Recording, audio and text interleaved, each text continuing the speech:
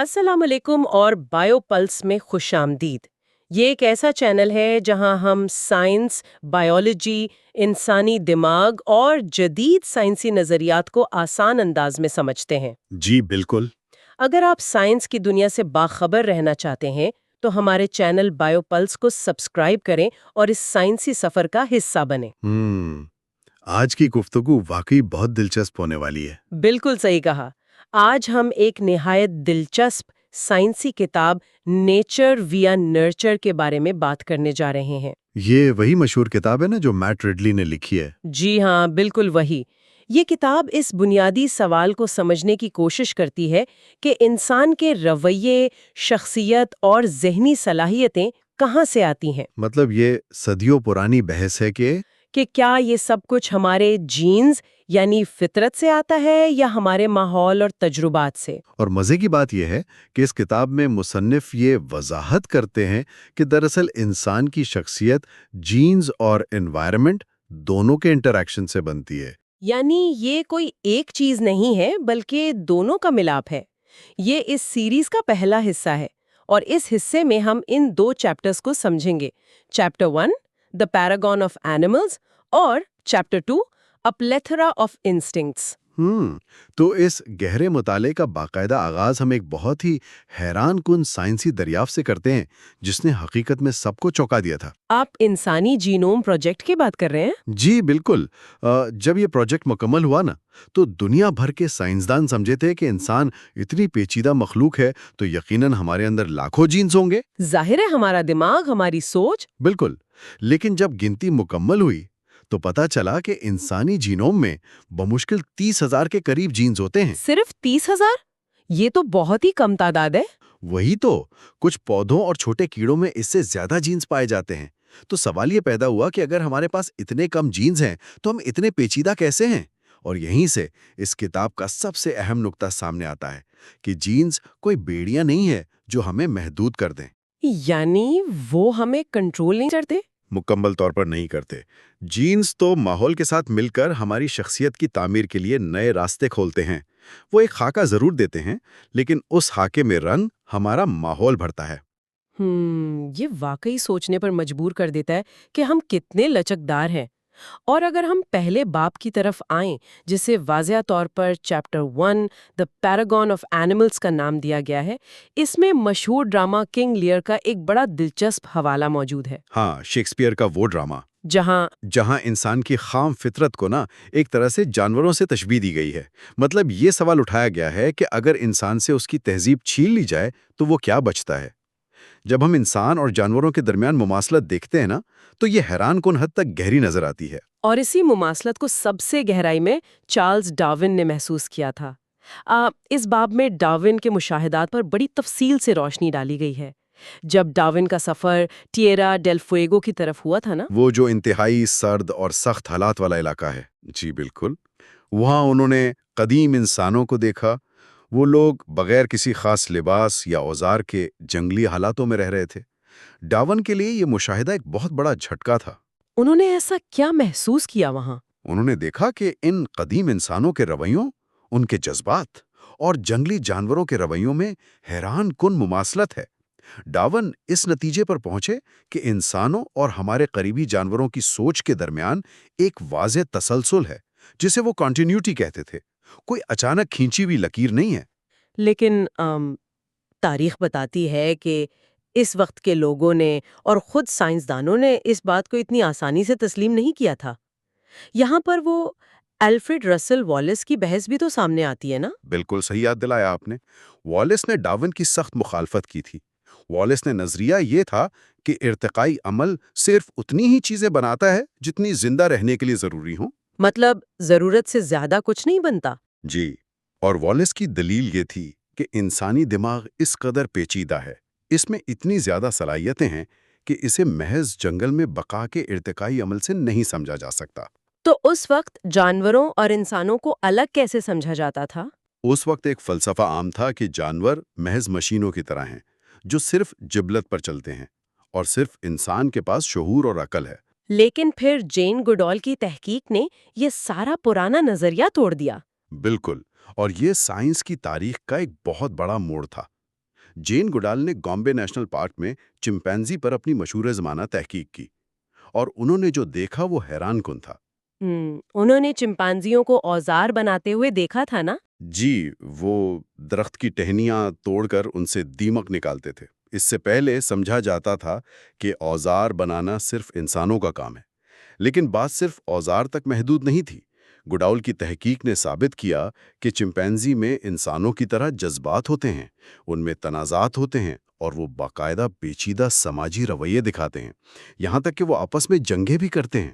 تو اس کا مطلب ہے کہ انسان کی مکمل انفرادیت پر جو پرانے خیالات تھے وہ بالکل غلط ثابت ہو گئے، اور یہ بات اس وقت مزید پختہ ہو جاتی ہے جب ہم دیکھتے ہیں کہ انسان اور چمپینزی کے درمیان 98.5% جینیتی مماثلت پائی جاتی ہے۔ ہمارا ڈی این اے 98.5% ان سے ملتا ہے۔ یہ ایک بہت بڑی حقیقت ہے۔ لیکن پھر سوال یہ پیدا ہوتا ہے کہ اتنی زیادہ مماثلت کے باوجود ہم مختلف کیوں ہیں؟ مطلب وہ 1.5% کا فرق ہمیں اتنا الگ کیسے بنا دیتا ہے؟ یہ اس باب کی سب سے زبردست بحث ہے۔ ہم مختلف اس لیے ہیں کیونکہ وہ جینز اور ہمارا ماحول آپس میں ایک خاص طریقے سے انٹریکشن کرتے ہیں۔ اس کو سمجھنے کے لیے ہمیں پرائمیٹس کے سماجی رویوں کی دو مختلف مثالیں دیکھنی ہوں گی۔ گوریلا اور چمپینزی کی مثالیں؟ بالکل۔ اب دیکھیں، گوریلا صرف سبزہ اور پتے کھاتے ہیں۔ ان کی خوراک ہر جگہ آسانی سے مل جاتی ہے، اس لیے ان کا سماجی نظام ایسا بنتا ہے جس میں ایک طاقتور نر، جسے سلور بیک کہتے ہیں، اس کا غلبہ ہوتا ہے۔ وہی ملن یا میٹنگ کے حقوق رکھتا ہے۔ اور دوسری طرف چمپینزیوں میں کیا ہوتا ہے؟ چمپینزی کی خوراک زیادہ متنوع ہوتی ہے۔ وہ پھل کھاتے ہیں، شکار کرتے ہیں۔ اس بکھری ہوئی خوراک کی وجہ سے ان کا سماجی ڈھانچہ بدل جاتا ہے۔ وہ آپس میں اتحاد بناتے ہیں، دوستیاں کرتے ہیں اور مل کر رہتے ہیں۔ یعنی خوراک اور ماحول سماجی رویوں پر بہت گہرا اثر ڈالتے ہیں۔ بالکل، یہی وہ بات ہے جو ثابت کرتی ہے کہ انسان کی انفرادیت محض جینز کا کمال نہیں، بلکہ جینیٹکس اور تجربات کے اس پیچیدہ ملاپ کا نتیجہ ہے جسے نیچر ویا نرچر کہا جاتا ہے۔ یہ تو واقعی بہت واضح ہو گیا۔ تو اس کے ساتھ ہی ہم اپنے دوسرے باب کی طرف چلتے ہیں۔ اسے کتاب میں chapter 2 A Plethora of Instincts کہا گیا ہے، اور اس باب میں انسانی انسٹنکٹس یعنی فطری جبلتوں کا تصور پیش کیا گیا ہے۔ یہ بات تو پانام سوچ کو بالکل ہی الٹ دیتا ہے۔ بالکل، ہم عام طور پر یہ سوچتے ہیں کہ جانور انسٹنکٹس کے غلام ہوتے ہیں اور انسان اپنی عقل استعمال کرتا ہے، لیکن مشہور ماہر نفسیات ولیم جیمز نے ایک حیران کن نظریہ پیش کیا۔ ان کا ماننا تھا کہ انسانوں میں جانوروں کے مقابلے میں کم نہیں بلکہ زیادہ انسٹنکٹس ہوتی ہیں۔ اور آپ کو پتا ہے 20ویں صدی میں اس نظریے کو کیوں نظر انداز کر دیا گیا تھا؟ کیوں؟ اس کے پیچھے کیا وجہ تھی؟ اس وقت دراصل بلینک سلیٹ کا نظریہ اور بیہیویئرزم اپنے عروج پر تھا۔ اچھا، وہ نظریہ جس کے مطابق انسان پیدائشی طور پر ایک کوری سلیٹ ہوتا ہے؟ بالکل صحیح۔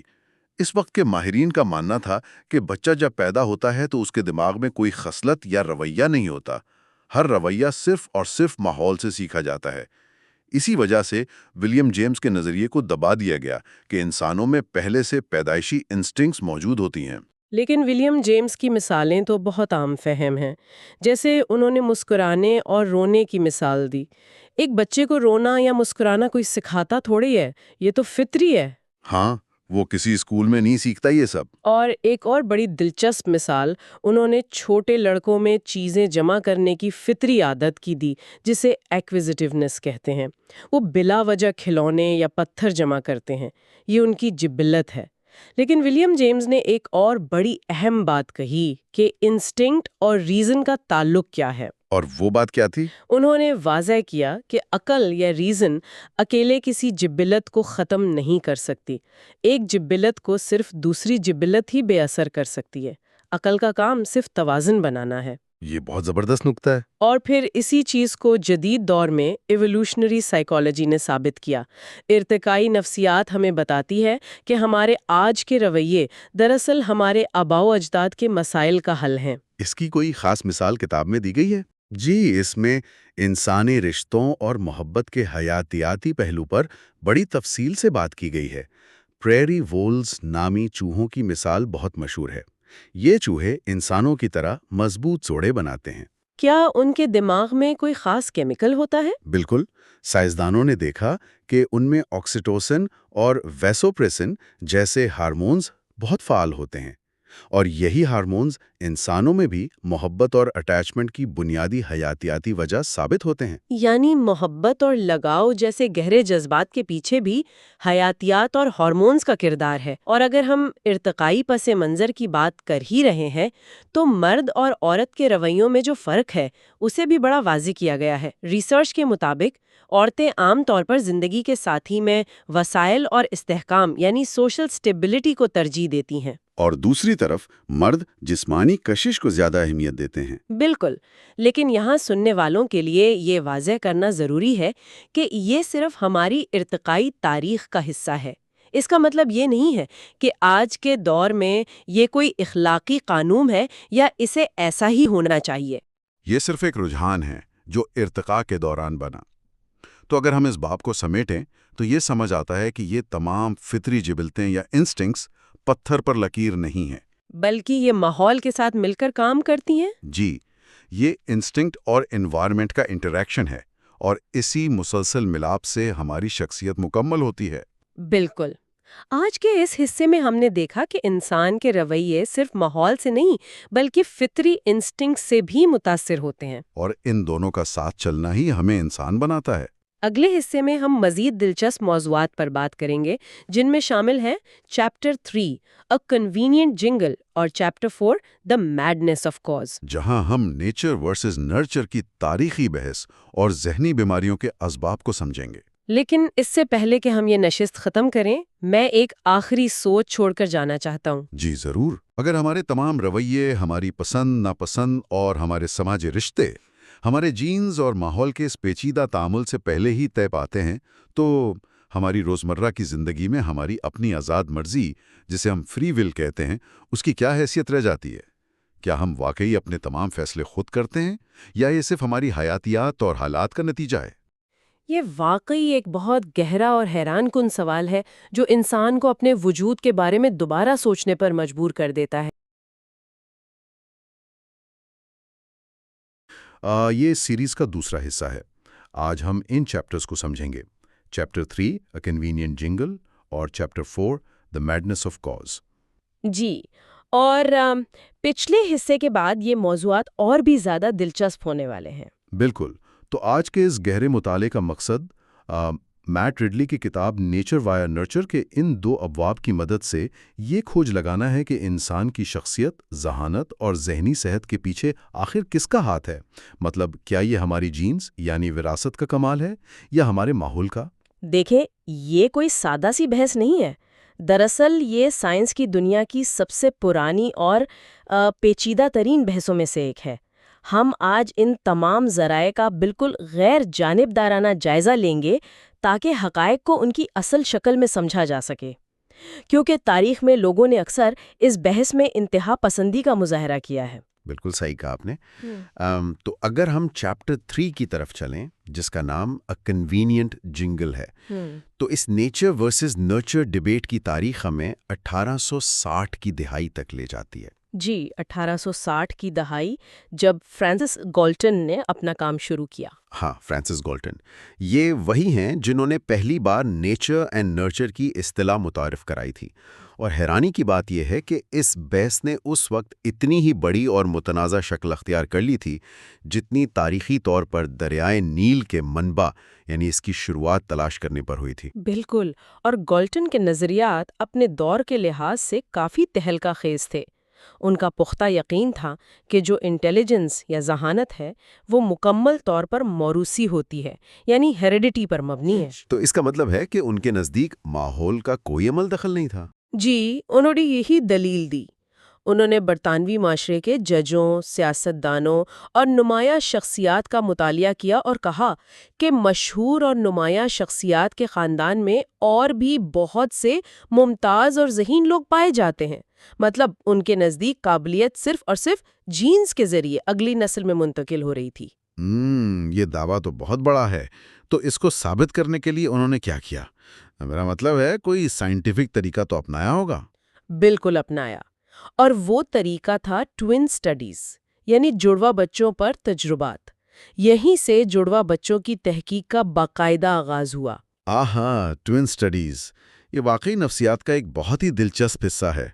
تو انہوں نے آئیڈینٹیکل ٹوینز یعنی ہم شکل جڑواں بچوں اور فرٹرنل ٹوینز جو غیر ہم شکل ہوتے ہیں، ان کا موازنہ کیا، ٹھیک ہے؟ جی بالکل، آئیڈینٹیکل ٹوینز کی جینیٹک 100% ایک جیسی ہوتی ہیں، جبکہ فریٹرنل ٹوینز عام بہن بھائیوں کی طرح ہوتے ہیں۔ لیکن گیلٹن کی تحقیق کا سب سے اہم اور حیران کن حصہ وہ آئیڈینٹیکل ٹوینز تھے جو پیدائش کے بعد الگ الگ ماحول میں پلے بڑھے۔ یعنی وہ بچے جن کی جینز تو ایک ہیں لیکن انہیں بالکل مختلف گھرانے، مختلف ماحول اور مختلف تعلیم ملی۔ ہاں بالکل وہی۔ اور گالٹن کے مطابق ان الگ پلنے والے ہم شکل جڑواں بچوں کے رویوں اور عادات میں حیرت انگیز مماثلت پائی گئی۔ مطلب وہ ایک دوسرے سے کبھی ملے نہیں، پھر بھی ان کی عادتیں ایک جیسی تھیں؟ جی، ان کے چلنے کا انداز، ان کی پسند ناپسند، حتیٰ کہ چھوٹی چھوٹی عادتیں بھی آپس میں ملتی تھیں، جس سے اس نے یہ نتیجہ اخذ کیا کہ رویوں کی تشکیل میں جینز کا اثر ماحول سے کہیں زیادہ گہرا ہوتا ہے۔ یہ تو بہت زبردست بات لگتی ہے سننے میں، لیکن میرا مطلب ہے کیا یہ اتنی سیدھی بات ہے؟ میں نے پڑھا ہے کہ اس پر بہت تنقید بھی ہوئی تھی۔ بالکل، بہت شدید تنقید ہوئی، اور اس کی وجہ یہ تھی کہ گالٹن نے انسان کی تعلیم، اس کی ثقافت اور سماجی و معاشی حالت جیسے اہم انوائرمنٹل عوامل کو بالکل ہی نظر انداز کر دیا تھا۔ ناقدین نے کہا کہ اگر ایک خاندان میں بہت سے کامیاب لوگ پیدا ہو رہے ہیں تو اس کی وجہ صرف جینز نہیں بلکہ ان کو ملنے والا بہترین تعلیمی اور سماجی ماحول بھی ہے۔ یہ تو کامن سینس کی بات لگتی ہے۔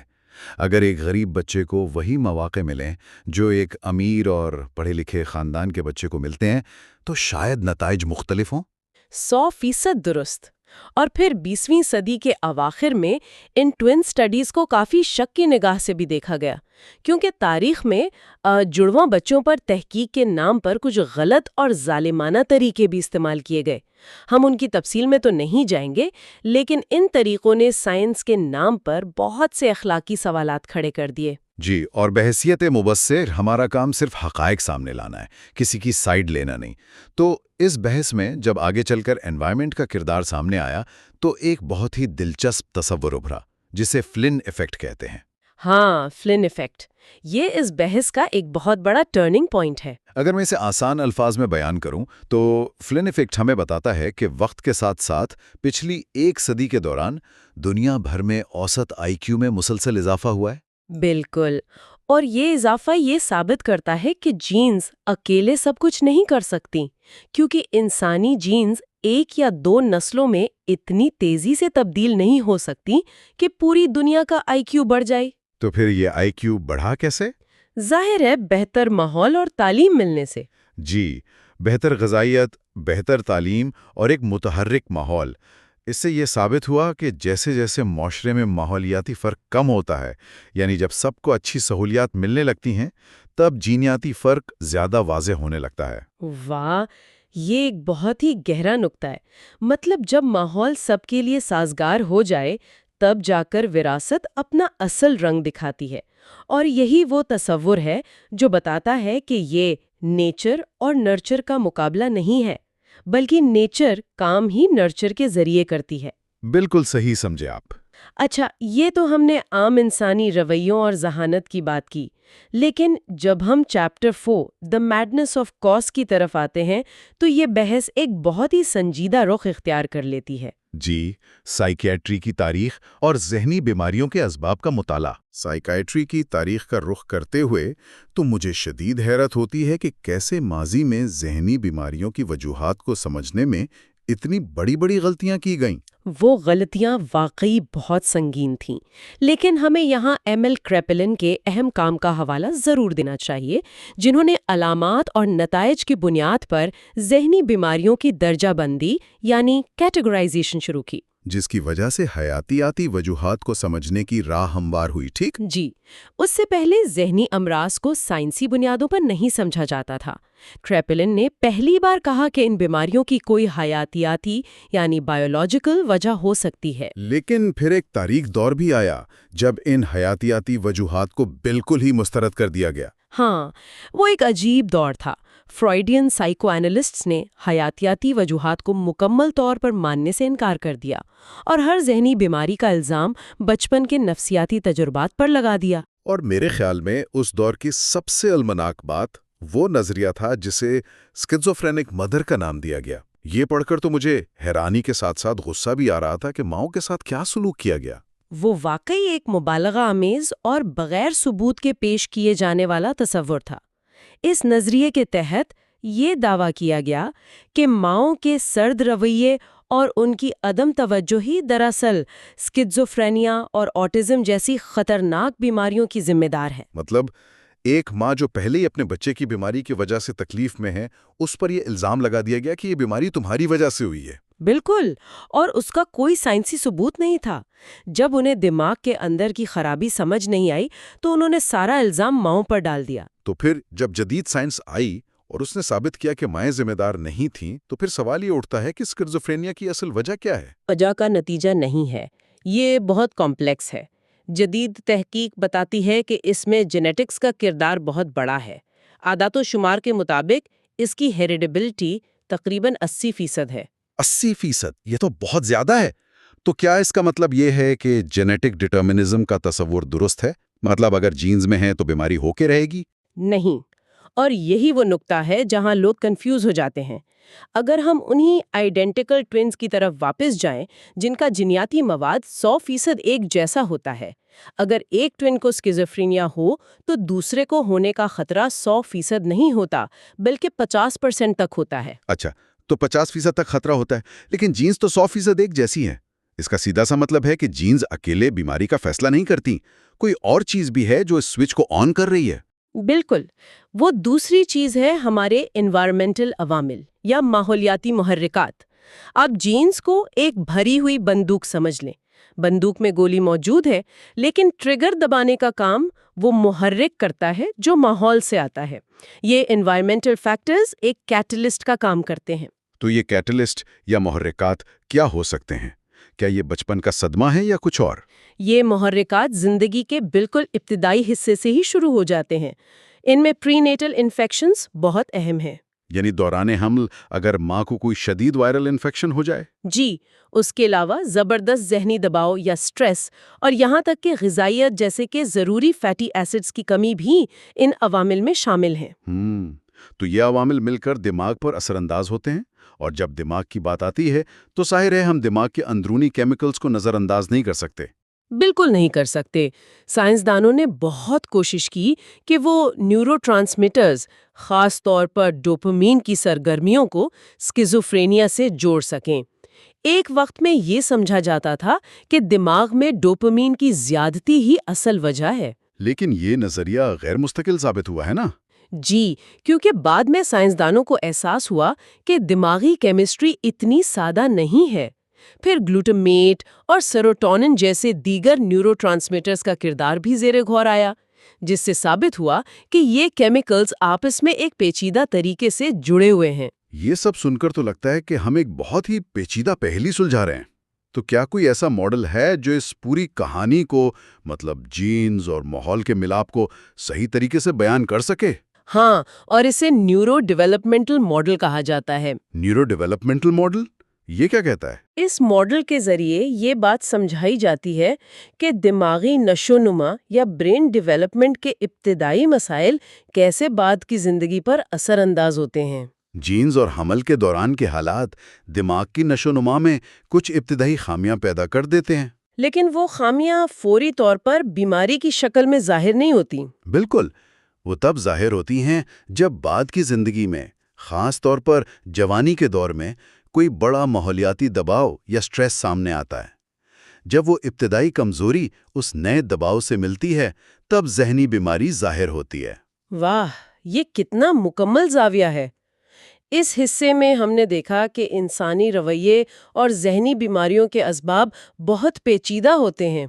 ये कोई सीधी लकीर नहीं है कि एक वजह हो और उसका एक नतीजा निकले। जी, और सबसे अहम बात जो आज हमने समझी वो ये है कि नेचर और नर्चर के दरमियान कोई जंग नहीं है, بلکہ ان دونوں کے ملاپ ہی سے انسان مکمل ہوتا ہے۔ بالکل، جینز ہمارے اندر کمزوریاں یا صلاحیتیں پیدا کر سکتی ہیں، لیکن ہمارا ماحول اور تجربات فیصلہ کرتے ہیں کہ ان جینز کو کب اور کیسے متحرک ہونا ہے، یعنی ایکسپریس ہونا ہے۔ اور یہی بات اس پورے سائنسی سفر کو اتنی خوبصورتی بخشتی ہے۔ 100%۔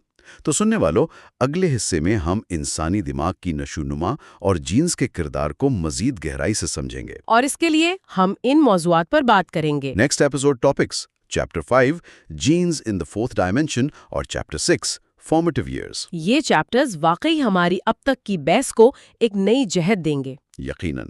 اور جانے سے پہلے آپ کے لیے ایک فکر انگیز آخری سوال۔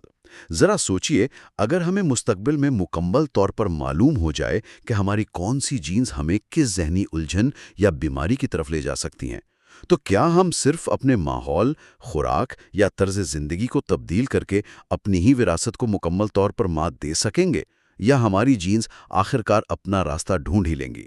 اس سوال پر ضرور غور کیجیے گا۔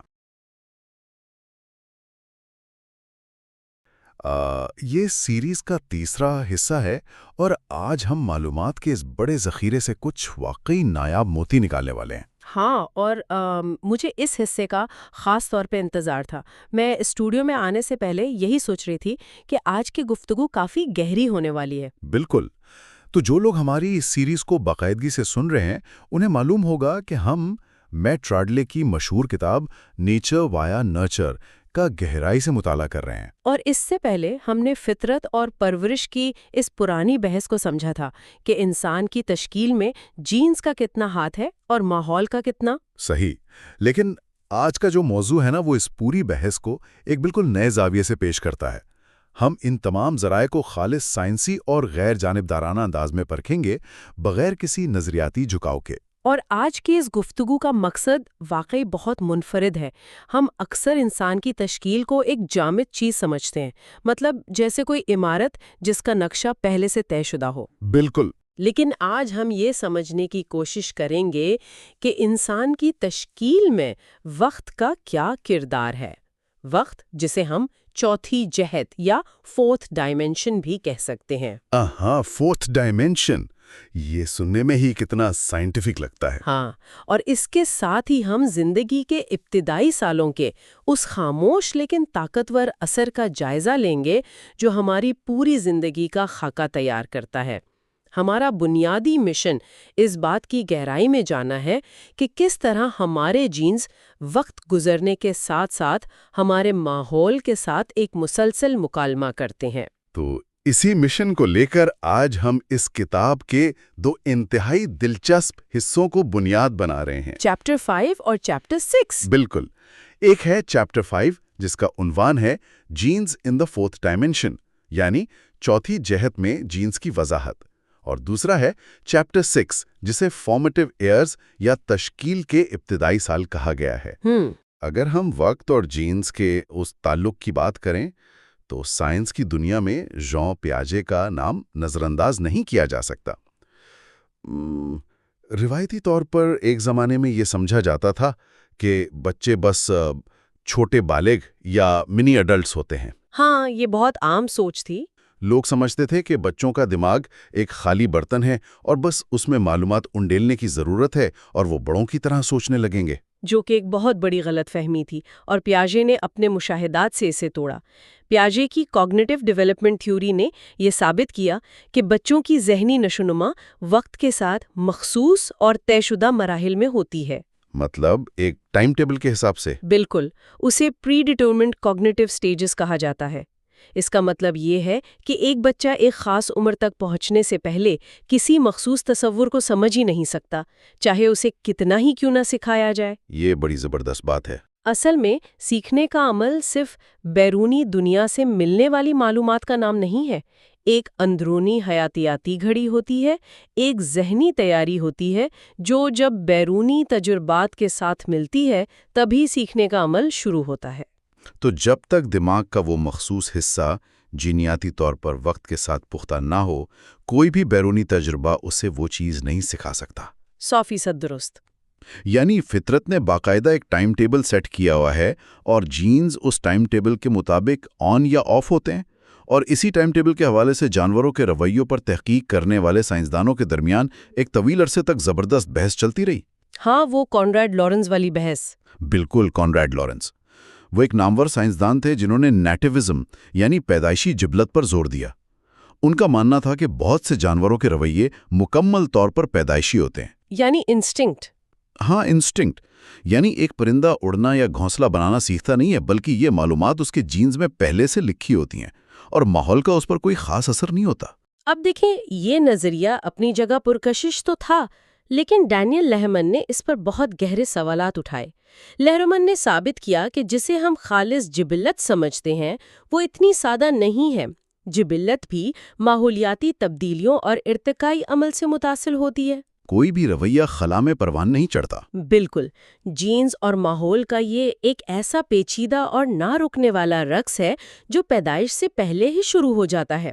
لہرمن نے یہ نقطہ پیش کیا کہ حیاتیاتی رویے وقت کے ساتھ ساتھ ترقی کرتے ہیں اور وہ ماحول کے اشاروں سے متحرک ہوتے ہیں۔ جیسے انڈے کے اندر پرندے کا تجربہ۔ ہاں، ایک پرندے کا انڈے کے اندر حرکت کرنا، اس کی آوازیں سننا، یہ سب تجربات اس کی جبلت کو پختہ کرنے میں مدد دیتے ہیں۔ تو اس پیچیدہ رشتے کو کہ کچھ چیزیں جینیاتی طور پر طے ہیں اور کچھ ماحول سے بدلتی ہیں، اسے سمجھانے کے لیے ہمارے ذرائع میں ایک بہت ہی شاندار استعارہ استعمال کیا گیا ہے۔ واڈنگٹن کا لینڈسکیپ۔ واڈنگٹنز لینڈسکیپ یا کینالائزیشن کا تصور۔ اگر اس کو ایک سادہ سی تصویر میں دیکھا جائے تو فرض کریں کہ ایک گیند کسی اونچی پہاڑی کی چوٹی سے نیچے کی طرف لڑھک رہی ہے۔ اب اس پہاڑی کی سطح بالکل ہموار نہیں ہے۔ بالکل، اس پہاڑی پر کچھ بہت گہری کھائیاں یا نالیاں بنی ہوئی ہیں جنہیں کینالز کہا جا سکتا ہے۔ جب یہ ترقیاتی گیند، جو کہ ایک جاندار کے نشو و نما کی علامت ہے، ان گہری نالیوں میں گرتی ہے تو وہ اسی مخصوص راستے پر چلتی رہتی ہے، چاہے باہر سے کیسا ہی ماحولیاتی دھکا کیوں نہ لگے۔ بالکل، یہ وہ رویے اور جسمانی خدوخال ہیں جو جینیاتی طور پر انتہائی پختہ ہوتے ہیں۔ مثال کے طور پر انسان کے 2 ہاتھ اور 2 پیروں کا بننا، یہ سختی سے کینلائزڈ ہے۔ اس میں کوئی تبدیلی نہیں آتی۔ نہیں آتی، لیکن اسی پہاڑی کا کچھ حصہ نیچے جا کر بالکل ہموار میدان کی طرح ہو جاتا ہے جہاں کوئی نالی نہیں ہوتی۔ یہاں گیند کسی بھی طرف جا سکتی ہے۔ یہ وہ خصوصیات ہیں جو ماحول کے تابع ہوتی ہیں، جیسے کہ ایک انسان کون سی زبان بولے گا یا اس کا سماجی رویہ کیسا ہوگا۔ بہت خوبصورت استعارہ ہے، اور اسی بات کو سمجھانے کے لیے کھانا پکانے یا کوکنگ کی مثال بھی دی گئی ہے، جو بہت عام فہم ہے۔ ہاں، وہ بھی بہت دلچسپ ہے۔ ہم جینز اور تجربات کو کچن میں رکھے اجزاء یا انگریڈینٹ سمجھ سکتے ہیں۔ آپ کے پاس کتنا ہی بہترین گوشت، سبزیاں اور مسالے کیوں نہ ہو، لیکن جو اصل پروسیس ہے وہ کھانا پکانے کا طریقہ یعنی ڈیولپمنٹل میکینزم ہے۔ کتنی آنچ پر کتنی دیر کے لیے پکانا ہے، یہ وقت اور ماحول طے کرتے ہیں۔ بالکل، اگر وقت اور درجہ حرارت درست نہیں تو بہترین اجزاء کے باوجود ڈش خراب ہو جائے گی۔ لیکن جب ہم اس سب کو انسانی دماغ کی تشکیل پر لاگو کرتے ہیں تو یہ عمل کسی معجزے سے کم نہیں لگتا۔ دماغی خلیات یعنی نیورونز کس طرح ایک دوسرے سے جڑتے ہیں، یہ سمجھنا واقعی حیرت انگیز ہے۔ دماغ کا بننا شاید کائنات کے سب سے پیچیدہ عوامل میں سے ایک ہے۔ ذرا تصور کریں کہ جب ایک ننھے سے جنین کا دماغ بن رہا ہوتا ہے تو اس میں کروڑوں نیورونز پیدا ہوتے ہیں۔ کروڑوں؟ جی، اب ان میں سے ہر نیورون کو یہ جاننا ہوتا ہے کہ اسے دماغ کے کس حصے میں جانا ہے اور کس دوسرے نیورون کے ساتھ جا کر اپنا تار یا کنیکشن جوڑنا ہے۔ اس رہنمائی کے عمل کو ایگزون گائیڈنس کہا جاتا ہے۔ اور یہ کام جینز کرتے ہیں۔ ہاں، لیکن ایک بہت ہی کیمیائی انداز میں۔ جینز کچھ خاص پروٹینز بناتے ہیں، جیسے کہ این-کڈہرن اور اینورسمن۔ میں اس کی وضاحت یوں کرنا چاہوں گا کہ یہ این-کڈہرن اور اینورسمن اصل میں کیمیائی راستے یا علامتیں ہیں۔ یہ ایسے ہی ہے جیسے گھنے جنگل میں کوئی راستہ تلاش کرنے کے لیے درختوں پر نشان لگا دیے جائیں یا کوئی مخصوص خوشبو چھوڑ دی جائے۔ بالکل، نیورونز کے سرے ان کیمیائی نشانات کو سونگھتے ہیں اور ان کے پیچھے پیچھے چلتے ہوئے اپنی منزل تک پہنچتے ہیں۔ اگر یہ مولیکولر سائن بورڈز نہ ہوں تو نیورونز بھٹک جائیں گے۔ اور اس کی ایک سب سے دلچسپ اور حیران کن مثال کیلمن سنڈروم ہے۔ کیلمن سنڈروم، ہاں، یہ وہ مقام ہے جہاں واضح ہوتا ہے کہ ایک اکیلا جین किस तरह पूरे जिस्म के निज़ाम और रवैये को बदल कर रख देता है। कॉलमन सिंड्रोम वाकई इस बात को समझने की बेहतरीन मिसाल है कि जीन्स किस तरह बिलवास्ता असर डालते हैं। इसमें होता क्या है असल में? इस सिंड्रोम में होता यह है कि कॉल1 नामी एक जीन में तब्दीली या म्यूटेशन आ जाती है। इस एक जीन की खराबी का नतीजा ये निकलता है कि इंसान की सूंघने की हिस्स यानी सेंस ऑफ स्मेल मुकम्मल तौर पर ख़त्म हो जाती है और उसके साथ ही उस इंसान की जिनसी नशोनुमा या बुलूगत का अमल भी रुक जाता है। ज़ाहिरी तौर पर देखा जाए तो सूंघने की हिस्स और तौलीदी निज़ाम का आपस में कोई ताल्लुक भी नजर नहीं आता। बिल्कुल, बज़ाहिर कोई ताल्लुक नहीं है। और यही सबसे दिलचस्प हिस्सा है। होता दरअसल ये है कि वो न्यूरॉन्स जो बुलूगत के हार्मोन्स को कंट्रोल करते हैं, वो अपनी पैदाइश के वक्त नाक के हिस्से में बनते हैं। वहां से उन्हें सफर करके दिमाग के अंदर हाइपोथैलेमस तक जाना होता है। और वो ये सफ़र उन्हीं कीमियाई रास्तों पर करते हैं जो सूंघने वाले न्यूरॉन्स बनाते हैं। काल1 जीन वो कीमियाई सड़क बनाता है। अगर ये जीन खराब हो तो सूंघने वाले खुलिये अपना रास्ता नहीं बना पाते, और क्योंकि सड़क नहीं बनती तो वो बुलूगत वाले हार्मोन्स के खुलिये भी दिमाग तक नहीं पहुंच पाते। ये साबित करता है कि जीन्स और रवैये का ताल्लुक कोई सीधी लकीर नहीं है, बल्कि ये एक इंतहाई पेचीदा डोमिनो इफेक्ट है। और जब ये बुनियादी ढांचा बन जाता है तब तजुर्बात या एक्सपीरियंस का असर शुरू होता है। यानी जीन्स ने सड़कें तो बना दी, लेकिन उन सड़कों पर ट्रैफिक कैसी चलेगी ये माहौल तय करता है। बिल्कुल सही कहा। जानवरों पर की गई तहकीक इस बात को बहुत वाज़ेह करती है।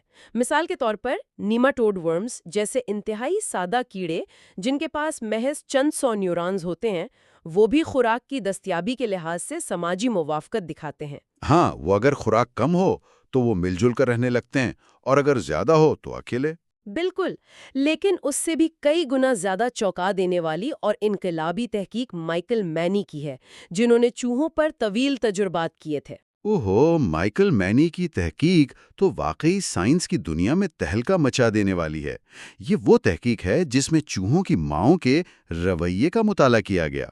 जी, वो माओं का चाटने वाला रवैया। हाँ, कुछ माएँ अपने बच्चों को बहुत ज्यादा चाटती हैं, उनकी सफाई करती हैं और उन्हें प्यार करती हैं, जबकि कुछ माएँ ऐसा नहीं करती।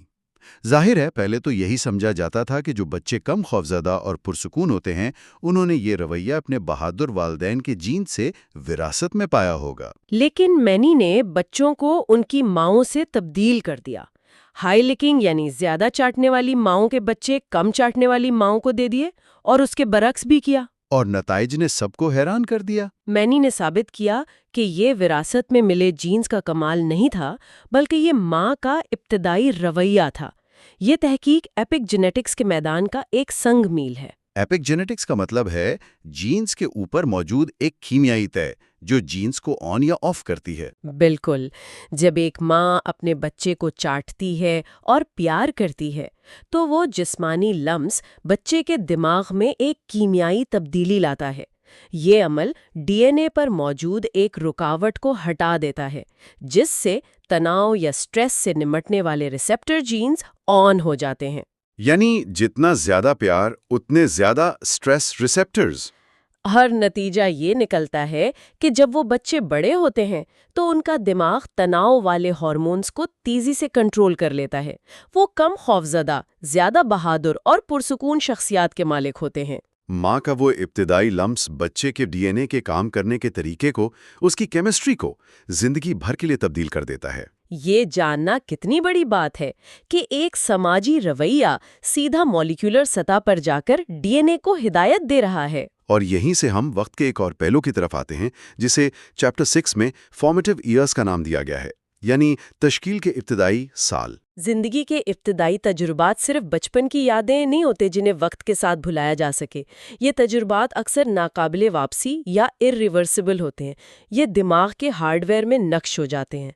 इसकी सबसे बड़ी वजह इम्प्रिंटिंग का तस्वुर है, जिसे कॉनराड लॉरेंस ने दुनिया के सामने मुतारिफ कराया। हाँ, इम्प्रिंटिंग दरअसल किसी भी चीज़, आवाज़ या पहचान का जहन पर हमेशा के लिए कुंदा हो जाना है। और ये इम्प्रिंटिंग एक मखसूस हयातियाती खिड़की के दौरान होती है, जिसे साइंस की दुनिया में क्रिटिकल पीरियड या इंतहाई अहम दौर कहा जाता है। इम्प्रिंटिंग की बात हो तो वो बतख के बच्चों की मशहूर और कदरे मज़ाहिया मिसाल तो सबको याद होगी। हाँ, वो जूतों वाली मिसाल। बिल्कुल। لارنس نے یہ تجربہ کیا کہ جب بطخ کے بچے انڈے سے نکلنے والے تھے تو اس نے ان کی ماں کو وہاں سے ہٹا دیا اور خود ان کے سامنے کھڑا ہو گیا۔ جب بچے انڈے سے نکلے تو انہوں نے سب سے پہلے جس حرکت کرتی ہوئی چیز کو دیکھا وہ لارنس کے بڑے بڑے ربڑ کے جوتے تھے۔ اور نتیجہ یہ نکلا کہ وہ بچے لارنس کو ہی اپنی ماں سمجھ بیٹھے۔ وہ جہاں جہاں جاتا بطخ کے بچوں کی پوری قطار اس کے پیچھے چل پڑتی۔ یہ ایک بہت دلچسپ منظر تھا جس نے سائنسی دنیا کو امپرنٹنگ کی طاقت دکھائی۔ یہ واقعہ مزاحیہ ضرور ہے لیکن اس کی سائنسی اہمیت بہت گہری ہے۔ یہ کرٹیکل پیریڈ کی اصل طاقت کو ظاہر کرتا ہے۔ بطخ کے بچے کے دماغ میں ایک جینیاتی ٹائمر لگا ہوتا ہے کہ انڈے سے نکلنے کے بعد کے پہلے 13 سے 16 گھنٹوں کے درمیان جو بھی چیز حرکت کرتی نظر آئے اسے ماں مان لو۔ اور اگر اس مخصوص وقت کے اندر کوئی چیز نظر نہ آئے تو کیا ہوگا؟ تو وہ بچہ زندگی بھر کبھی کسی چیز پر امپرنٹ نہیں کر پائے گا۔ وہ کھڑکی ہمیشہ کے لیے بند ہو جاتی ہے۔ یہ اس بات کی واضح دلیل ہے کہ سیکھنے کا عمل وقت کا محتاج ہے۔ فطرت جینز کے ذریعے سیکھنے کی کھڑکی کھولتی ہے اور پرورش یا ماحول اس کھڑکی سے اندر آ کر اپنا نقش چھوڑتا ہے۔ کمال کی بات ہے۔ اور یہاں ایک اور چونکا دینے والا پہلو یہ سامنے آتا ہے کہ یہ ابتدائی سال صرف پیدائش کے بعد شروع نہیں ہوتے۔ ہم اکثر یہی سمجھتے ہیں کہ بچے کی اصل تشکیل تو اس کے دنیا میں آنے اور آنکھیں کھولنے کے بعد ہوتی ہے۔ نہیں، ایسا بالکل نہیں ہے۔ سائنس ہمیں بتاتی ہے کہ پری نیٹل انوائرمنٹ یعنی ماں کے پیٹ کا ماحول ایک پوری کی پوری کائنات ہے جو پیدائش سے پہلے ہی بچے کی مستقبل کی صحت، اس کے میٹابولزم اور اس کی بیماریوں کا خاکہ تیار کر چکی ہوتی ہے۔ اور اس حوالے سے ڈیوڈ بارکر کی تھرفٹی فینوٹائپ ہائپوتھیسس ایک انقلابی نظریہ مانا جاتا ہے۔ بارکر ایک ماہر وبائیات تھے جنہوں نے اس بات پر غور کیا کہ انسانوں میں دل کی بیماریاں اور ذیابیطس محض بالغ عمر کے طرز زندگی کا نتیجہ نہیں ہے۔ انہوں نے مشاہدہ کیا کہ بطن مادر کا ماحول بچے کے میٹابولک نظام کو ایک خاص طرح سے پروگرام کر دیتا ہے۔ اگر دوران حمل ماں کو مناسب خوراک نہیں مل رہی تو رحم کے اندر بچے کا جسم یہ پیغام لیتا ہے کہ باہر کی دنیا میں قید سالی ہے۔ تو اس کے جواب میں بچہ اپنا میٹابولزم انتہائی محتاط یا تھرفٹی بنا لیتا ہے، یعنی ایک ایسا نظام جو جسم میں آنے والی ہر ایک کیلوری کو چربی کی صورت میں ذخیرہ کرنے کی کوشش کرتا ہے۔ اس کو اگر ہم آج کے دور کی عام زندگی سے جوڑیں تو یہ کچھ ایسا ہی ہے کہ جیسے کسی شخص کو پتا ہو کہ اگلے 1 مہینے تک کھانا نہیں ملے گا تو وہ کسی دعوت پر جا کر ہر ممکن چیز کھا لے گا اور بچا کر رکھ لے گا۔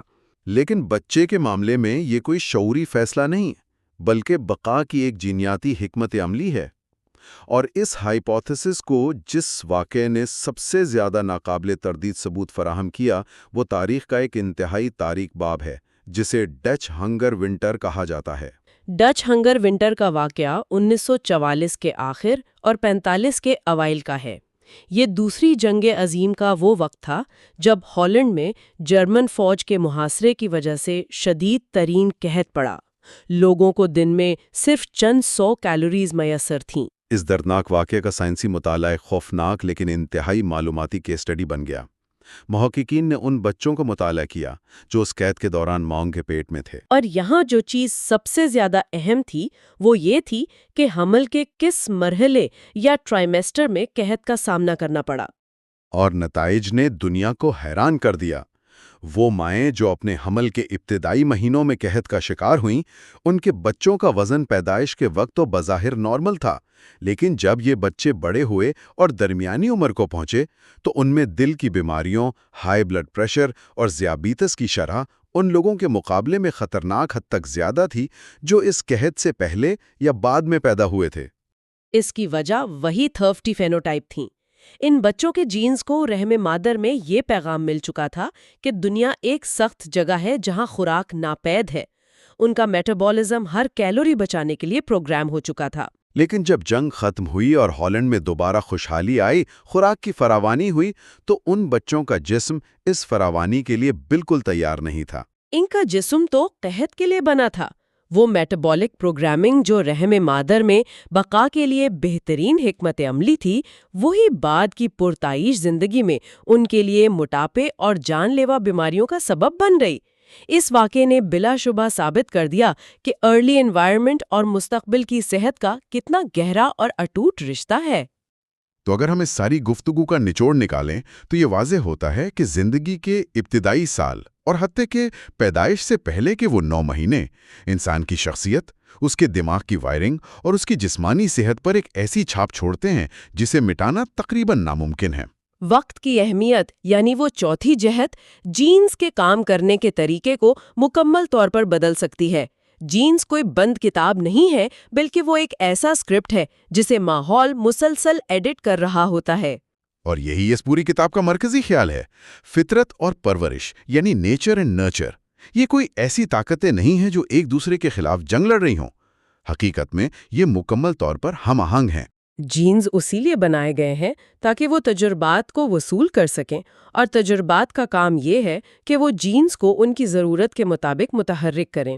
جب ہم اس ربط کو سمجھ لیتے ہیں تو انسانی رویے کو دیکھنے کا ہمارا پورا نظریہ ہی بدل جاتا ہے۔ یہ سفر ابھی ختم نہیں ہوا۔ آج ہم نے جانا کہ وقت اور زندگی کے ابتدائی سال کس طرح ہمیں تشکیل دیتے ہیں، لیکن اس جائزے کے اگلے حصے میں ہم ایک اور بھی بڑے کینوس پر بات کریں گے۔ ہم سیکھنے کے عمل یعنی لرننگ اور انسانی تہذیب و ثقافت کے بارے میں بحث کریں گے۔ ہمارے اگلے موضوعات ہوں گے کتاب کا چیپٹر 7 لرننگ لیسنز اور چیپٹر 8 کننڈرمز آف کلچر۔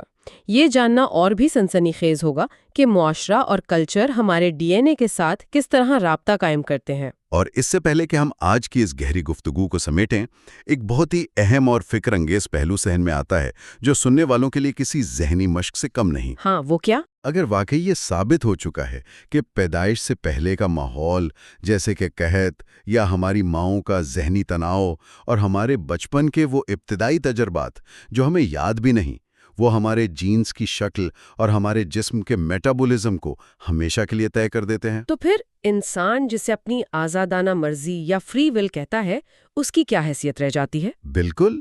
کیا آج کے ہمارے فیصلے، ہمارا رویہ اور ہماری پسند ناپسند در حقیقت انہی پرانے حالات اور ماحول کی بازگشت تو نہیں جن پر ہمارا کبھی کوئی اختیار تھا ہی نہیں؟ یہ ایک ایسا گہرا نقطہ ہے جو انسانی وجود اور فیصلوں کی بنیادوں پر سوال اٹھا دیتا ہے اور واقعی دیر تک سوچنے پر مجبور کرتا ہے۔ آج کے اس تفصیلی جائزے میں ہمارے ساتھ اس سائنسی سفر کا حصہ بننے کا بے حد شکریہ۔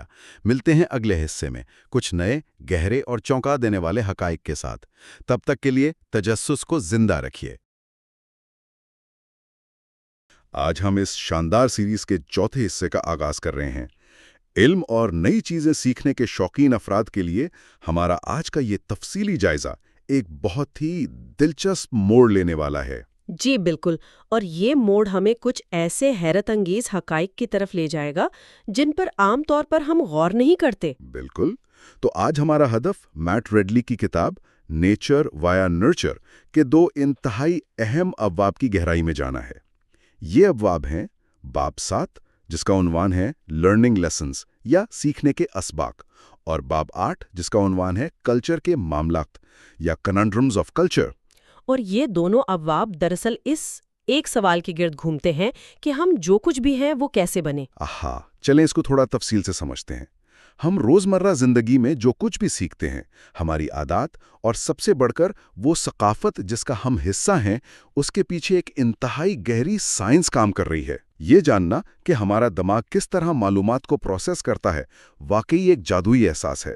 میں جب یہ پڑھ رہا تھا تو حیران رہ گیا۔ میں بتاتی ہوں کہ اس تفصیلی جائزے کا بنیادی مقصد بھی یہی ہے کہ ہم اس الجھن کو سلجھائیں کہ کیا ہمارا ماحول یعنی ہماری پرورش اور تجربات ہمارے سیکھنے کے عمل کو کنٹرول کرتے ہیں یا ہماری جینیات، یعنی وہ پرانی بحث کے نیچر بڑا ہے یا نرچر۔ جی بالکل، لیکن حقیقت یہ ہے کہ یہ کوئی سادہ سی تقسیم نہیں ہے۔ آج کے ان ابواب سے ہم یہ دریافت کریں گے کہ ماحول اور جینز ایک دوسرے کے مد مقابل نہیں ہیں، بلکہ یہ دونوں مل کر ایک انتہائی پیچیدہ نظام کے تحت ہماری سیکھنے کی صلاحیتوں اور بالآخر ہماری پوری ثقافت کو شکل دیتے ہیں۔ یہ دونوں مل کر کام کرتے ہیں۔ ایگزیکٹلی۔ پرسکون انداز میں اگر ہم اس کا تجزیہ کریں تو یہ ایک ایسا خوبصورت رقص ہے جہاں نیچر اپنے آپ کو نرچر کے ذریعے ظاہر کرتی ہے۔ کیا بات ہے۔ تو شروعات کرتے ہیں باب 7 سے جو انفرادی سطح پر سیکھنے کے عمل کی بات کرتا ہے۔ اب جب بھی نفسیات اور سیکھنے کی بات آتی ہے تو ایک نام تو لازمی آتا ہے، ایوان پیولوف اور ان کے کتوں کا تجربہ۔ ہاں، وہ مشہور زمانہ کلاسیکی کنڈیشننگ کا تجربہ۔ جی بالکل۔ اب ہم سب کو وہ بنیادی کہانی معلوم ہے کہ کیسے پاولوف گھنٹی بجاتا تھا، کتے کو خوراک ملتی تھی، اور پھر ایک وقت آیا کہ صرف گھنٹی کی آواز سن کر ہی کتے کے منہ میں پانی آ جاتا تھا۔ یہ کلاسیکی کنڈیشننگ کی ایک روایتی مثال ہے جو ہم بچپن سے پڑھتے آ رہے ہیں۔ بالکل، لیکن اس تفصیلی جائزے کے لیے جو چیز مجھے سب سے زیادہ حیران کر گئی وہ یہ ہے کہ جدید سائنس نے اس پورے عمل کے پیچھے کی وجوہات کو بالکل ہی بدل کر رکھ دیا ہے۔ میرا مطلب ہے یہ صرف ایک آواز کو خوراک سے جوڑنے کا سادہ سا عمل نہیں ہے۔ صحیح کہہ رہے ہیں آپ، جدید نیورو سائنس نے واقعی اس نظریے کو ایک بالکل نئی جہت دی ہے۔ دماغ کے اندر جھانک کر دیکھیں تو پاولوف کے کتے محض ایک عادت نہیں اپنا رہے تھے، بلکہ ان کا دماغ مسلسل ایک پیچیدہ ریاضیاتی حساب کتاب کر رہا تھا۔ ریاضیاتی حساب کتاب؟ یہ تھوڑا مزیدار لگ رہا ہے۔ جی، ہمارے دماغ کا سیکھنے کا جو بنیادی طریقہ کار ہے وہ لرننگ میکینزمز دراصل پریڈکشن ایررز یعنی پیشین گوئی کی غلطیوں پر مبنی ہے۔ پیشین گوئی کی غلطیاں یعنی دماغ مسلسل اندازے لگا رہا ہے؟ بالکل، دماغ ہر وقت یہ اندازہ لگا رہا ہوتا ہے کہ اگلے لمحے کیا ہونے والا ہے۔ جب کوئی غیر متوقع چیز ملتی ہے، خاص طور پر کوئی انعام، تو دماغ کے اندر موجود ڈوپامائن اور ریوارڈ سسٹم فوراً حرکت میں آ جاتا ہے۔ اچھا، تو ڈوپامائن کا تعلق صرف خوشی سے نہیں ہے بلکہ غیر متوقع ہونے سے ہے۔ ایگزیکٹلی، ڈوپامین خارج کرنے والے نیورونز صرف اس وقت فائر ہوتے ہیں جب اندازہ غلط ثابت ہو اور توقع سے کچھ بہتر مل جائے۔ اگر انعام پہلے سے متوقع ہو تو ڈوپامائن خارج نہیں ہوتا۔ حیرت انگیز۔ یہی وہ کیمیائی سگنل ہے جو دماغ کو بتاتا ہے کہ یہاں کچھ نیا اور اہم ہے، اسے یاد رکھو، اور اسی سے سیکھنے کی بنیاد پڑتی ہے۔ مطلب ہم تب تک نہیں سیکھتے جب تک ہمارے دماغ کی کوئی پیشین گوئی غلط ثابت نہ ہو۔ اگر ہم اسے روزمرہ زندگی پر لاگو کریں تو یہ بالکل ویسا ہی ہے جیسے ہمیں فون پر کسی میسج کی غیر متوقع نوٹیفیکیشن ٹون سنائی دیتی ہے۔ ہاں، اور ہمارا ہاتھ بے اختیار فون کی طرف جاتا ہے۔ جی، کیونکہ دماغ کو اس غیر متوقع انعام کی طلب ہوتی ہے۔ لیکن اسی دور میں ایک اور ماہر نفسیات تھے، جان واٹسن، جنہوں نے بیہیویئرزم یعنی رویتیت کی بنیاد رکھی۔ جی، جان واٹسن کے نظریات تو بہت ہی انتہائی درجے کے تھے۔ بالکل، ان کا تو یہ ماننا تھا کہ انسان ایک بالکل کوری سلیٹ ہے اور ہر انسانی رویہ سکھایا جا سکتا ہے۔ مجھے ان کا وہ مشہور کال یاد آ رہا ہے کہ مجھے 1 درجن صحت مند بچے دیں اور میں اپنے بنائے ہوئے ماحول میں انہیں ان کی مرضی کے بغیر کوئی بھی ماہر بنا سکتا ہوں، ڈاکٹر، وکیل، تاجر اور یہاں تک کہ چور بھی۔ یہ ایک بہت ہی غیر حقیقی دعویٰ تھا۔ یہاں جو بات سب سے زیادہ دلچسپ ہے وہ یہ ہے کہ یہ دعویٰ اس دور کی سوچ کی عکاسی کرتا ہے جب جنیات کو مکمل طور پر نظر انداز کر دیا گیا تھا۔ ہاں، انہوں نے کچھ تجربات بھی تو کیے تھے بچوں پر۔ جی، واٹسن نے بچوں میں خوف جیسے جذباتی رویوں کو کنڈیشن کرنے کے تجربات کیے تھے۔ لیکن اگر ہم اس کو بڑی تصویر کے ساتھ جوڑیں تو بیہیویئرزم ایک نامکمل نظریہ ثابت ہوا۔ یعنی یہ پوری تصویر نہیں دکھاتا۔ بالکل نہیں۔ یہ سوچنا کہ انسان کا دماغ سے باہر کے ماحول سے ہی سب کچھ سیکھتا ہے اور اس کے اندر اپنی کوئی بنیادی جبلت یا جینیاتی رجحان موجود نہیں، یہ ایک بہت بڑی سائنسی بھول تھی۔ ہماری ارتقائی تاریخ نے ہمارے دماغوں کو کچھ خاص رجحانات کے ساتھ پروگرام کیا ہے۔ تو ہم پیدائشی طور پر کوری سلیٹ نہیں ہیں؟ ہرگز نہیں۔ اس کوری سلیٹ والے نظریے کو سب سے بڑا جھٹکا تو ان تجربات نے دیا جو فروٹ فلائز یعنی پھلوں کی مکھیوں پر کیے گئے۔ اوہ ہاں، میموری جینز والا حصہ۔ جی، میں جب یہ حصہ پڑھ رہا تھا تو واقعی دنگ رہ گیا۔ ہم عام طور پر سوچتے ہیں کہ یادداشت محض ایک سافٹ ویئر کی طرح ہے جو ہمارے دماغ کے ہارڈ ویئر میں باہر سے انسٹال ہوتا ہے۔ لیکن ایسا نہیں ہے۔ بالکل نہیں۔ میٹ ریڈلی بتاتے ہیں کہ یادداشت کے بننے کا عمل خالصتاً حیاتی ہے۔ سائنسدانوں نے فروٹ فلائز کے اندر باقاعدہ میموری جینز دریافت کیے ہیں۔ اور یہی اس کتاب کا سب سے اہم موڑ ہے۔ یادداشت ماحول کا نتیجہ ضرور ہے، لیکن وہ جینز کے استعمال کے بغیر بن ہی نہیں سکتی۔ میں براہ راست حصہ لے رہے ہوتے ہیں۔ بالکل یہی مطلب ہے۔ جب ایک مکھی یا حتیٰ کہ ایک انسان بھی کوئی نئی چیز سیکھتا ہے اور اسے دیر پا یادداشت میں محفوظ کرتا ہے تو دماغ کے اندر ایک جینیاتی سوئچ آن ہو جاتا ہے جسے ہم CREB جین کہتے ہیں۔ CREB جین؟ اچھا، جی۔ یہ مخصوص جینز متحرک ہو کر دماغ کے خلیات میں نئے پروٹینز بناتے ہیں۔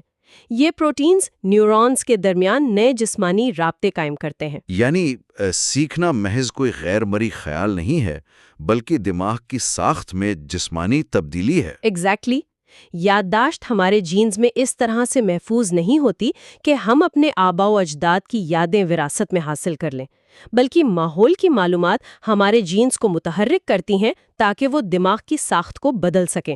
یہ تو واقعی ذہن کو جھنجھوڑ دینے والی بات ہے کہ سیکھنے سے ہمارا جسمانی ہارڈ ویئر خود کو اپ گریڈ کر رہا ہوتا ہے۔ اور ماحول اور جینیات اس طرح ایک دوسرے میں پیوست ہیں کہ انہیں الگ کیا ہی نہیں جا سکتا۔ اور اگر یہ ہارڈ ویئر پہلے سے کچھ خاص کاموں کے لیے تیار ہو تو سیکھنا مزید آسان ہو جاتا ہے۔ اینیمل لرننگ اسٹڈیز میں اس کی بہت زبردست مثالیں دی گئی ہیں۔ جی، جانوروں کی نفسیات کے وہ تجربات جنہوں نے ثابت کیا کہ ہم واقعی کوری سلیٹ نہیں ہیں۔ میں یہاں ہارلو اور مینیکا کی ریسرچ کی بات کر رہا ہوں۔ میں چاہوں گا کہ آپ ان تجربات کی سائنسی اہمیت پر روشنی ڈالیں کہ انہوں نے ارتقائی خوف کے نظریے کو کیسے بدلا۔ ہارلو اور مینیکا کے تجربات نفسیات کی تاریخ میں واقعی سنگمیل ہیں۔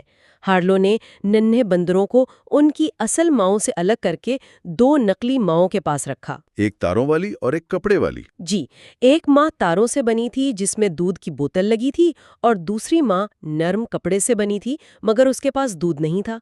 اب بیہیویئرزم کے مطابق بندروں کو صرف اس ماں سے لگاؤ ہونا چاہیے تھا جو خوراک دے رہی ہے، کیونکہ اسے انعام مل رہا ہے۔ بالکل، لیکن حیرت انگیز طور پر بندروں نے اپنا زیادہ تر وقت نرم کپڑے والی ماں کے ساتھ گزارا، کیونکہ ان کے اندر تحفظ اور نرمی کی جنیاتی طلب پہلے سے موجود تھی۔ فطری پسندیدگیاں ہوتی ہیں۔ یہ تو بہت واضح ثبوت ہے کہ کچھ چیزیں پہلے سے دماغ میں وائرڈ ہیں۔ اور مینیکا کا تجربہ؟ مینیکا کی تحقیق اس سے بھی ایک قدم آگے کی بات کرتی ہے۔ انہوں نے ثابت کیا کہ ارتقاء نے جانوروں کو کچھ خاص چیزیں سیکھنے کے لیے جینیاتی طور پر تیار کیا ہے۔ ارتقائی خوف؟ جی، لیبارٹری میں پلے ہوئے بندروں کو سانپ سے ڈرنا سکھانا بہت آسان تھا۔ صرف ایک بار کسی دوسرے بندر کو سانپ سے ڈرتے دیکھ کر وہ ہمیشہ کے لیے سانپ سے خوفزدہ ہو گئے۔ حالانکہ انہوں نے خود کبھی سانپ نہیں دیکھا تھا۔ بالکل، لیکن انہی بندروں کو پھولوں سے ڈرنا سکھانے کی کوشش کی گئی تو وہ بالکل ناکام رہی۔ سانپ ارتقائی تاریخ میں ایک حقیقی خطرہ رہے ہیں، اس لیے اس خوف کو تیزی سے سیکھنے کا سافٹ ویئر پہلے سے دماغ میں موجود ہوتا ہے، جسے تیار شدہ تعلیم یا پریپیئرڈ لرننگ کہتے ہیں۔ یہ بات بالکل منطقی لگتی ہے۔ اب یہاں کتاب میں ایک اور پہلو آتا ہے جو تاریخی اور سیاسی حقائق سے جڑا ہے۔ سوویت یونین والا دور۔ جی، اور یہاں یہ واضح کرنا بہت ضروری ہے کہ ہم کسی بھی دائیں بازو یا بائیں بازو کے نظریے کی نہ تو تائید کر رہے ہیں اور نہ مخالفت۔ ہم خالصتاً کتاب میں دیے گئے تاریخی واقعات کی غیر جانبدارانہ رپورٹنگ کر رہے ہیں۔ بالکل، یہ ایک سائنسی بحث ہے۔ کتاب میں لینن اور سوویت یونین کے دور کے سائنسدان لائسنکو کا ذکر ہے۔ ان کا یہ پختہ عقیدہ تھا کہ انسانی فطرت کو ماحول اور تربیت کے ذریعے 100% انجینئر کیا جا سکتا ہے۔ یعنی ان کے نزدیک جینیات یا وراثت نام کی کوئی چیز نہیں تھی۔ جی، وہ مکمل بیہیویئرزم پر یقین رکھتے تھے۔ تو اس کا نتیجہ کیا نکلا؟ تاریخی اور سائنسی اعتبار سے یہ دور بہت سبق آموز ہے۔ سوویت یونین کے اس دور میں اس نظریے کو سائنس پر مسلط کرنے کی کوشش کی گئی۔ یہ سمجھا گیا کہ اگر فصلوں کو ٹھنڈے ماحول میں رکھا جائے تو ان کی آنے والی نسلیں خود بخود سردی برداشت کرنا سیکھ جائیں گی۔ یعنی وہ جینز کو مانتے ہی نہیں تھے۔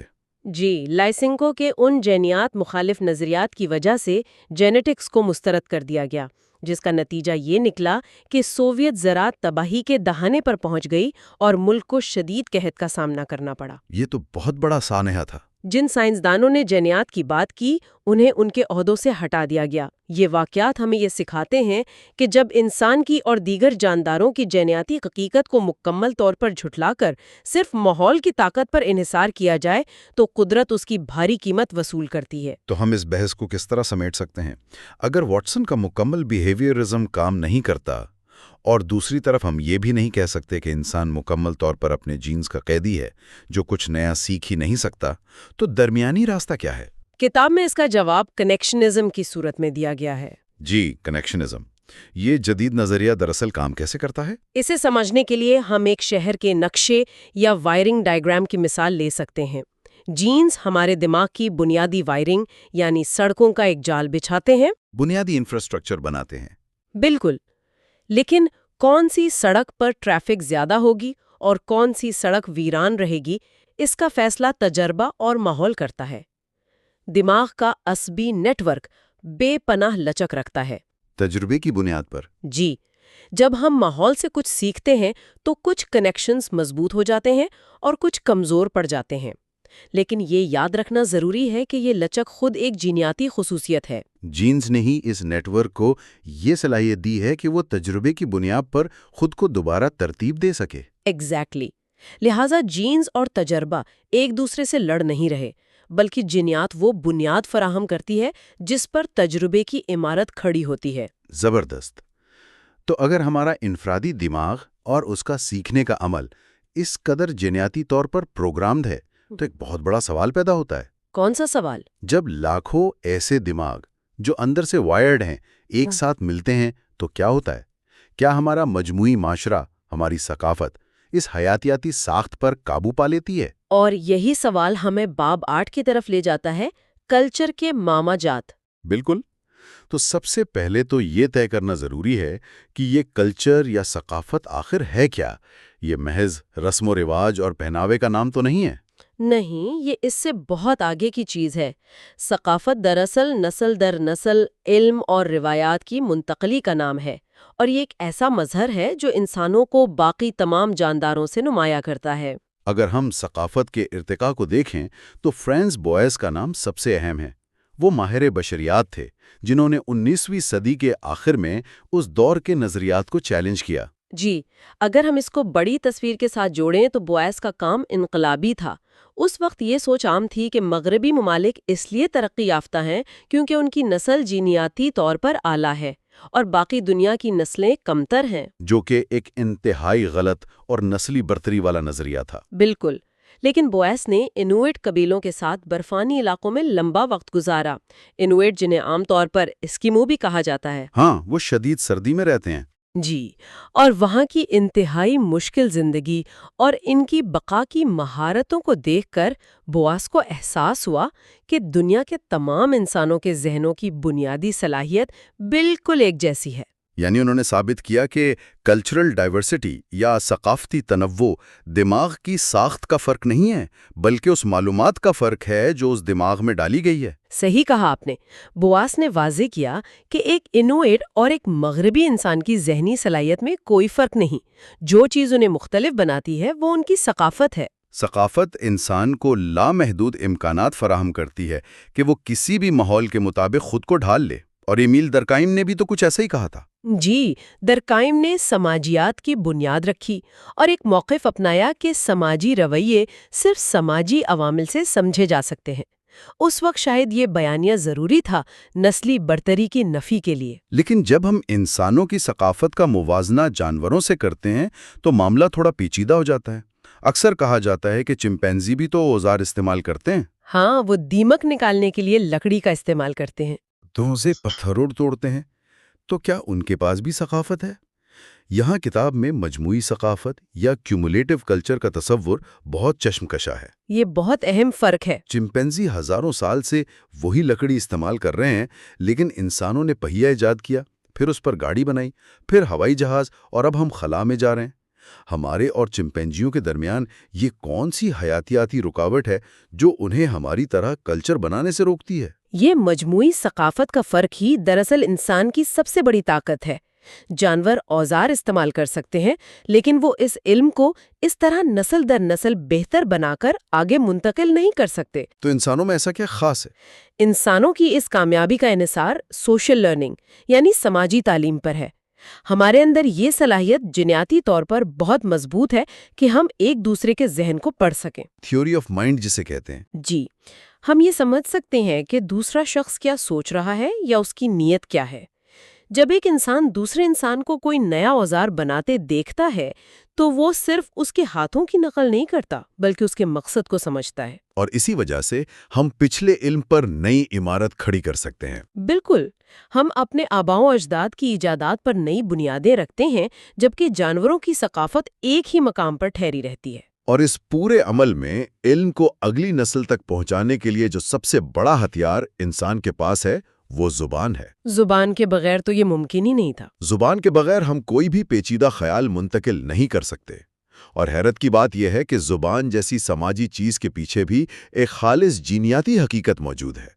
میں FOXP2 جین کی بات کر رہا ہوں جس کا ذکر اس باب میں بہت تفصیل سے کیا گیا ہے۔ FOXP2 یا FOXP2 جین واقعی جینیات کی دنیا میں ایک بہت بڑی دریافت ہے۔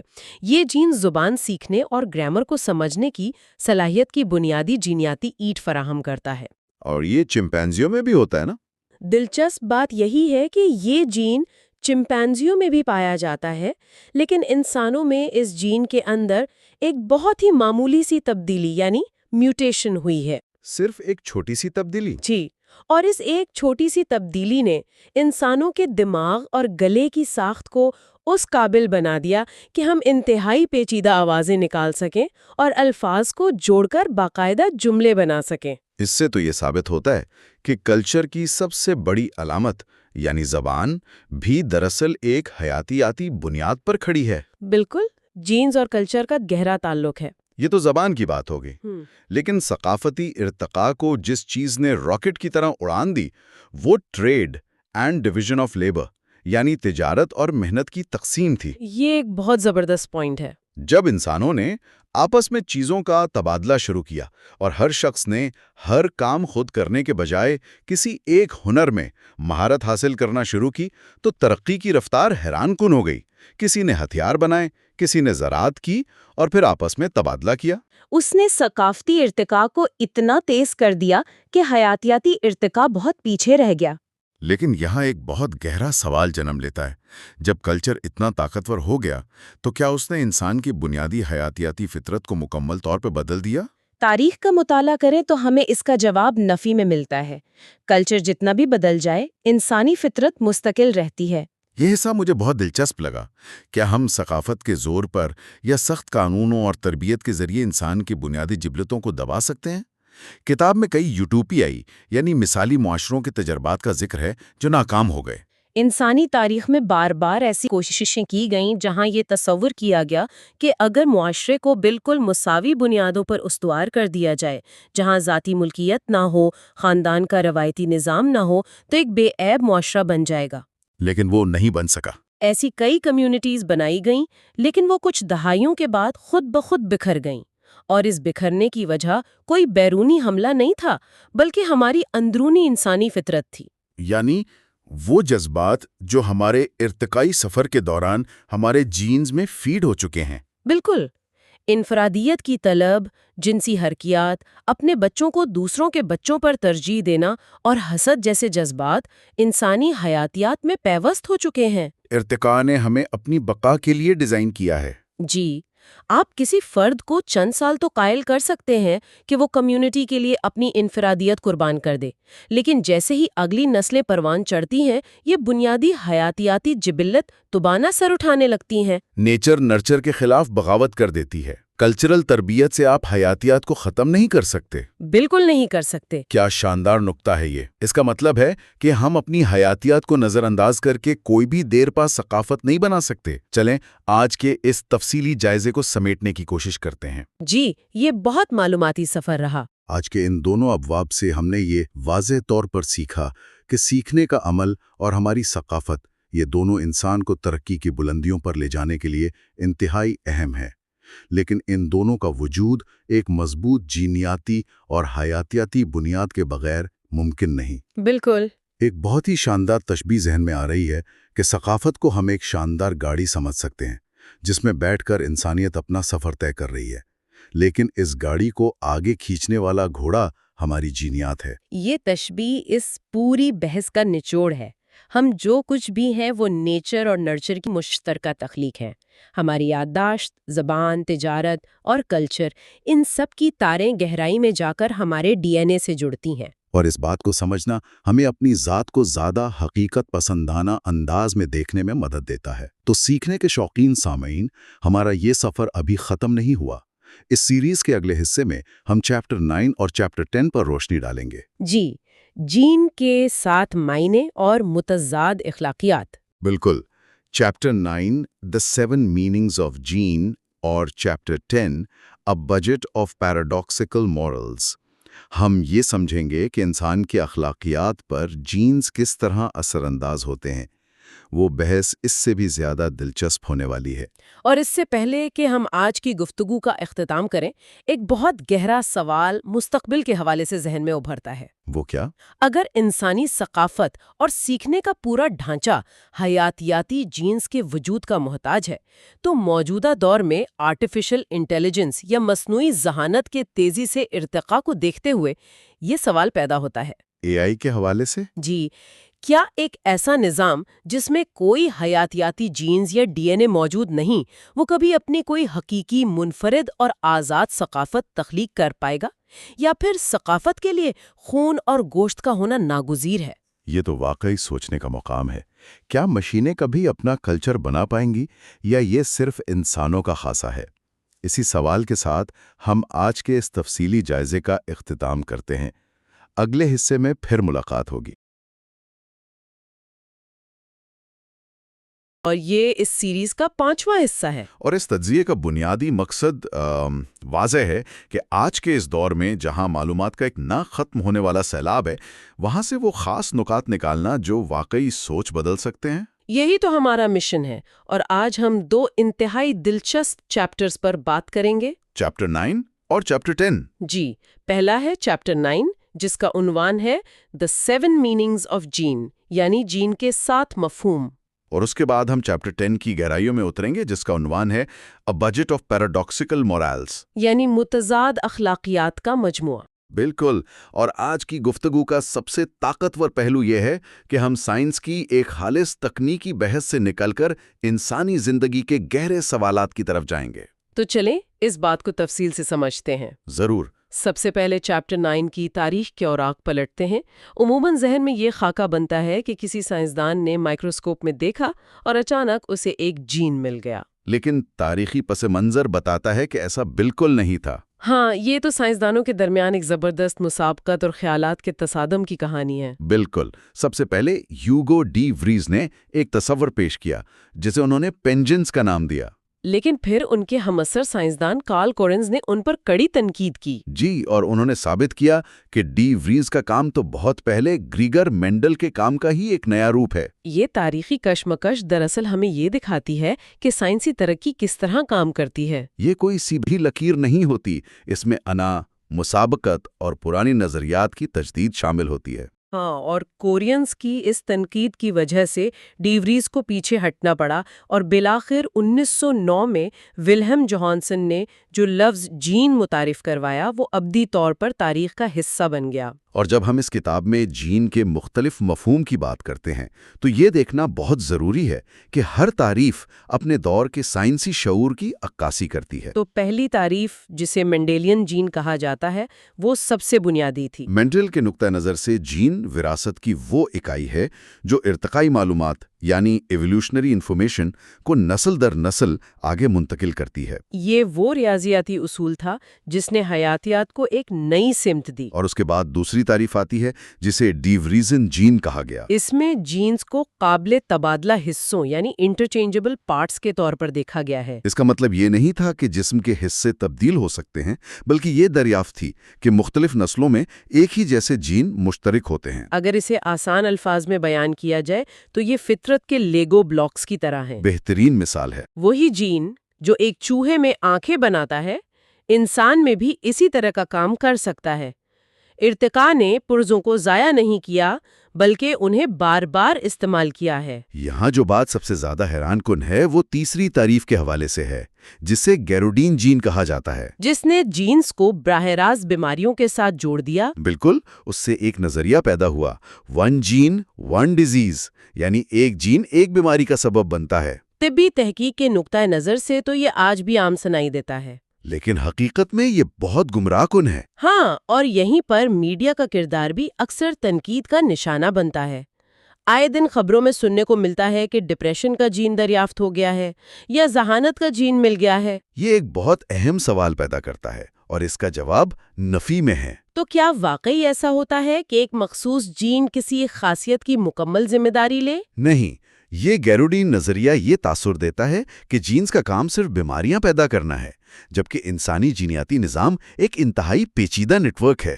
یعنی زیادہ تر لویے، بیماریاں یا خصوصیات سینکڑوں جینز کے باہمی تعامل کا نتیجہ ہوتی ہیں۔ بالکل، جینز آپس میں بھی بات چیت کرتے ہیں اور بیرونی ماحول کے ساتھ بھی۔ اس لیے کسی ایک خاصیت کو صرف ایک جین کے کھاتے میں ڈال دینا غلط تشریح ہے۔ اور یہیں سے ہم چوتھی تعریف کی طرف قدم بڑھاتے ہیں، جو کہ واٹسن کرک جین ہے۔ یہ وہ دور تھا جب ڈی این اے کا ڈبل ہیلکس ماڈل دریافت ہوا تھا۔ جی، اس تعریف نے جین کو ایک پروٹین بنانے کی ترکیب یا پروٹین ریسیپی کے طور پر پیش کیا۔ یعنی ڈی این اے کے اندر موجود کیمیائی حروف ایک ایسا کوڈ بناتے ہیں جس کے ذریعے خلیے یہ پڑھتے ہیں کہ انہیں کون سا پروٹین بنانا ہے، جیسے کوئی شیف ریسیپی پڑھتا ہے۔ اور اس ترکیب والے تصور نے سائنس میں ایک نیا دروازہ کھولا، لیکن اس نے ایک معمہ بھی کھڑا کر دیا۔ کیسا معمہ؟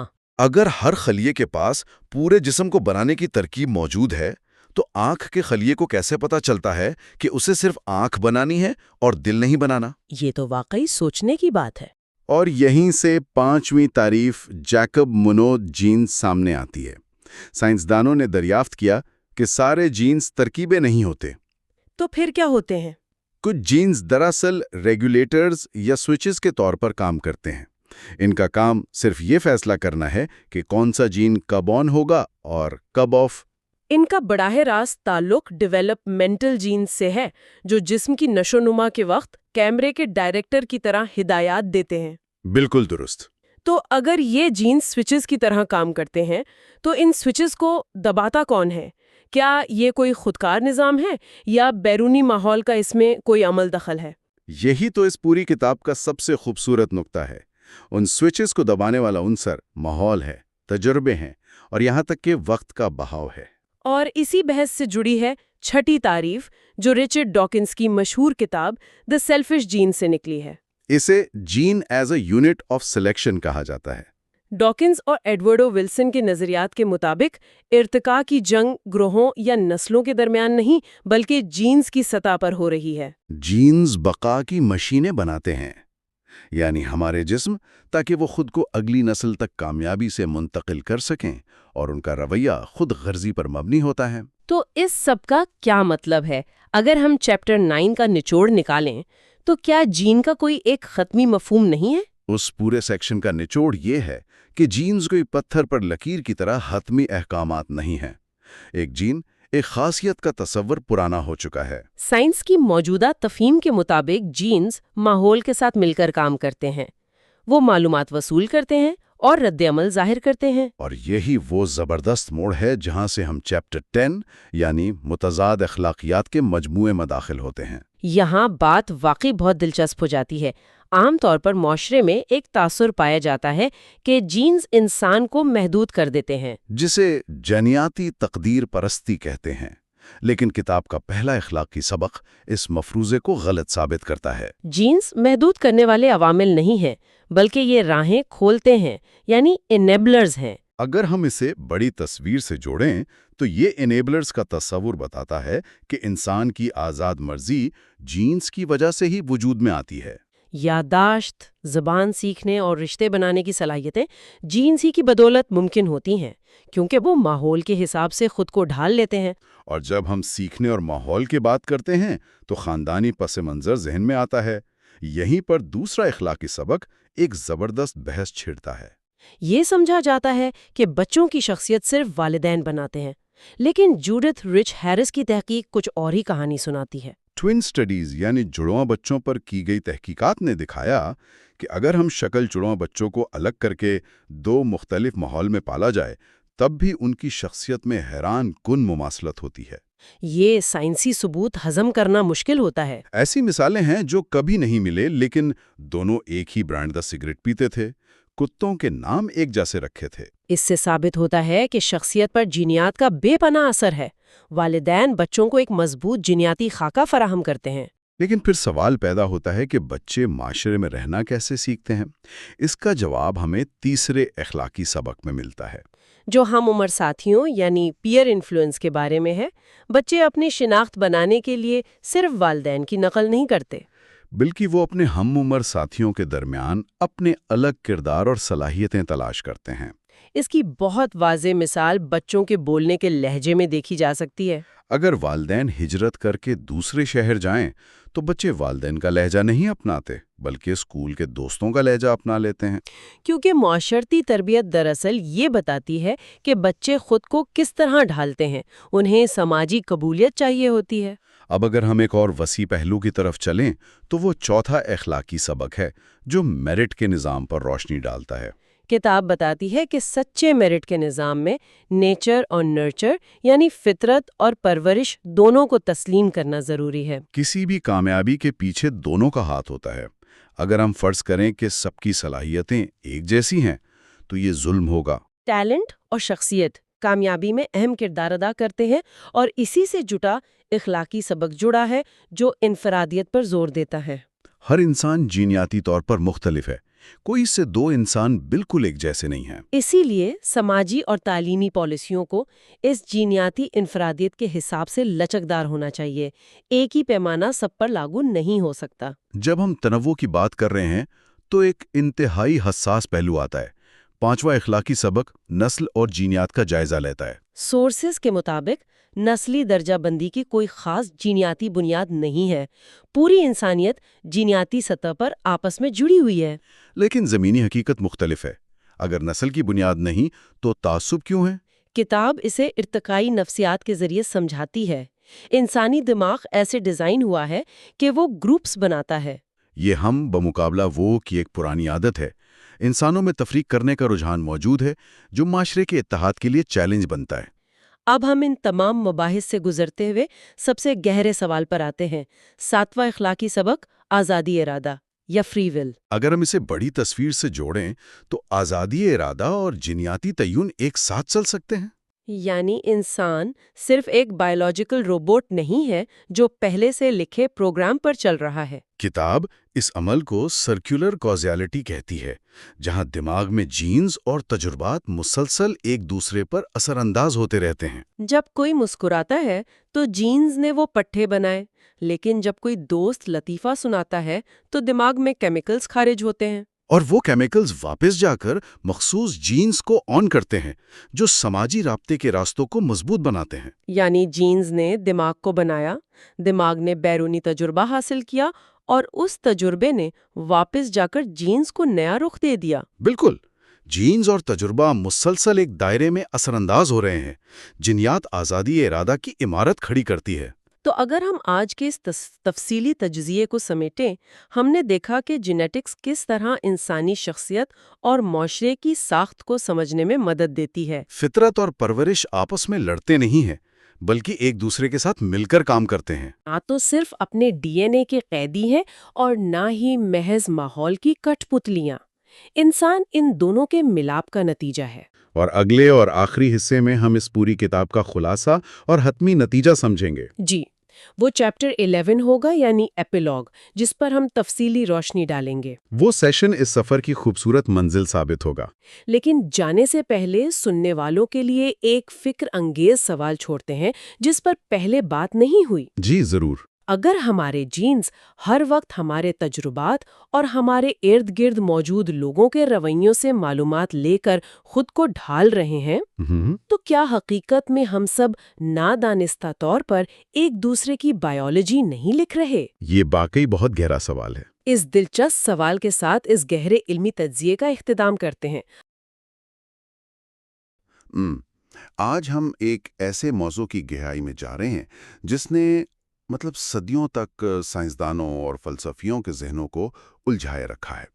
ये हमारी इस खुसूसी साइंसी सीरीज का बिल्कुल आखिरी हिस्सा है। जी, और ये हिस्सा शायद सबसे अहम भी है। बिल्कुल। और आज हम मीट रिडली की किताब नेचर वाया नर्चर के आखिरी बाब यानी चैप्टर 11 के एपिलॉग का तफसीली इल्मी जायजा लेंगे। चले इसको थोड़ा खोल कर देखते हैं कि आज का हमारा मिशन क्या है।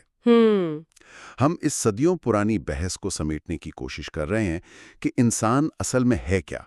क्या वो सिर्फ अपने जीन्स का गुलाम है, जिसे हम नेचर कहते हैं, या फिर वो मुकम्मल तौर पर अपने माहौल और तरबियत का नतीजा है, जिसे नर्चर कहा जाता है। और देखिए, मेरी नज़र में आज की इस नशिस्त की सबसे ख़ास बात यह है कि हम सिर्फ इस चीज़ पर बात नहीं करेंगे कि इंसानी रवैया क्या है, बल्कि हम इस क्यों का जवाब तलाश करेंगे। हाँ, वो क्यों वाला पहलू बहुत ज़रूरी है। जी, क्योंकि जब तक हम ये नहीं समझते कि हमारे जीन्स और हमारा माहौल आपस में क्यों और कैसे तामुल कर रहे हैं, हम इंसानी रवैयों को एक वसी तर तनाजुर में नहीं समझ सकते। अच्छा, तो अगर हम थोड़ा सा पीछे जाएं, मतलब इस बहस की तारीख की तरफ, तो जहन में फौरन ये सवाल आता है कि आखिर साइंसदानों के दरमियान नेचर और नर्चर की ये जंग इतनी तवील क्यों रही?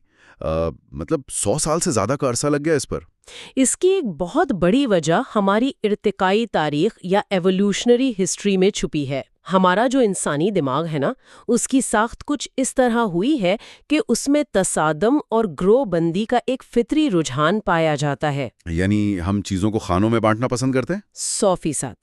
दिमाग पेचीदा मालूमात को प्रोसेस करने के लिए उन्हें ब्लैक एंड व्हाइट में देखना चाहता है। वो कहता है कि या तो नेचर सच है या फिर नर्चर सच है। और इसी इर्तिकाई रुझान ने एक खालिस साइंसी बहस को एक सदी तवील जंग में बदल दिया। और इसी जंग में फिर वो गलत फहमियां भी पैदा हुई, जिनका जिक्र सोर्स मटेरियल में बहुत तफसील से है। वो जिसे स्ट्रॉमैन या होमो स्ट्रोमेनियस कहा गया है। बिल्कुल, वो सबसे बड़ी गलत फहमी थी। हाँ, और वो गलत फहमी ये थी कि अगर नेचर दुरुस्त है तो फिर नर्चर को लाजमन गलत होना पड़ेगा। मतलब अगर जीन्स काम कर रहे हैं तो माहौल का कोई किरदार नहीं, और अगर माहौल सच है तो जीन्स बेकार हैं। ये तो एक जीरो सम गेम बन गई थी।